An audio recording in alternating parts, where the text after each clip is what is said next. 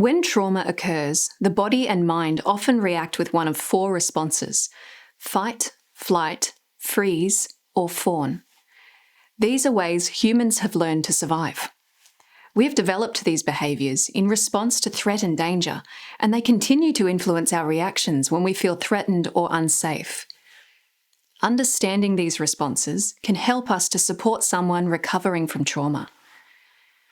When a person feels that they need to take action to protect themselves, we call this the fight response.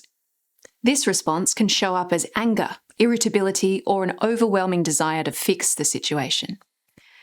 Some signs that you or your child are in a fight response include tight jaw or grinding teeth, the urge to punch someone or something, feeling intense anger, the desire to stomp or kick, crying, glaring at people, having an upset stomach that feels like knots or burning, yelling and or screaming, kicking and or hitting, deflecting and blaming, being demanding and controlling, and being defiant and oppositional.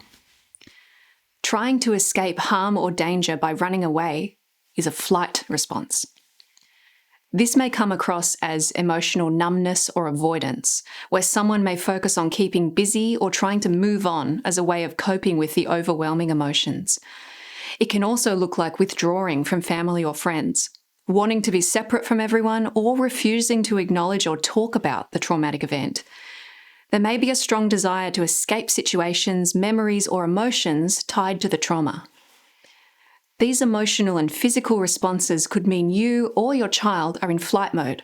For example, excessively exercising, feeling fidgety, tense, or trapped, constantly moving legs, feet, and arms, having the feeling of a restless body that will not stop moving, the feeling of numbness in the hands and feet, having dilated eyes or darting eyes, running away, feeling unfocused, feeling fidgety, being preoccupied, delaying tasks, and ignoring the situation.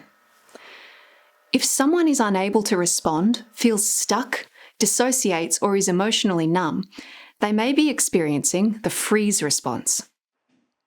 People who experience the freeze response may feel paralysed, unable to take action or make decisions. Children may react in a freeze response by becoming silent, withdrawn, or disconnected.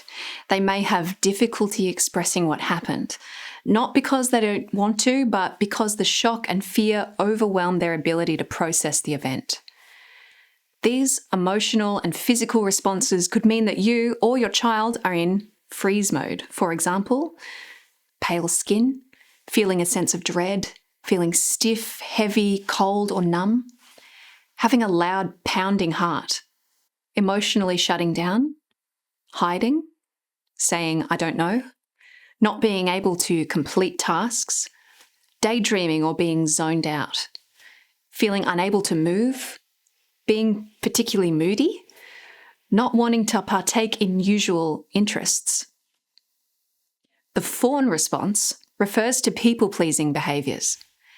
People having a fawn response may try to avoid conflict at all costs.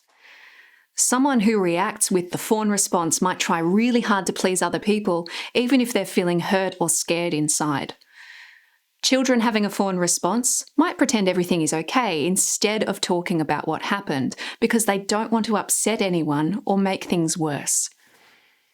A person reacting this way might avoid arguments, say yes even if they don't want to, or put everyone else's needs first. Children may also fawn by trying to please or calm down the person hurting them. They may also feel like they are responsible for how the abuser feels, thinking it's their job to fix things. The fawn response can make it hard for a child to tell an adult about the abuse, as the child may be worried about how the adult might react. A fawn response involves being very sensitive to the feelings and behaviours of the people around you and doing whatever you think will make them happy. Fawning also involves disconnecting from your own body sensations.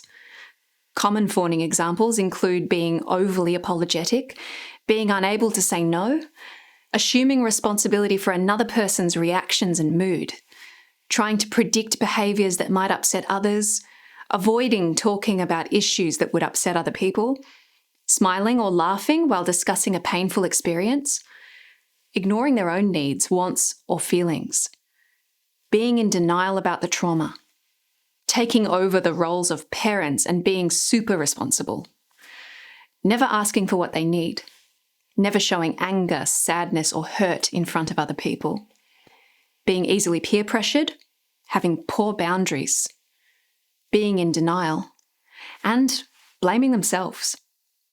Each of these responses are natural reactions to overwhelming situations. They help us cope, but they can also create ongoing challenges if they are not recognised and managed.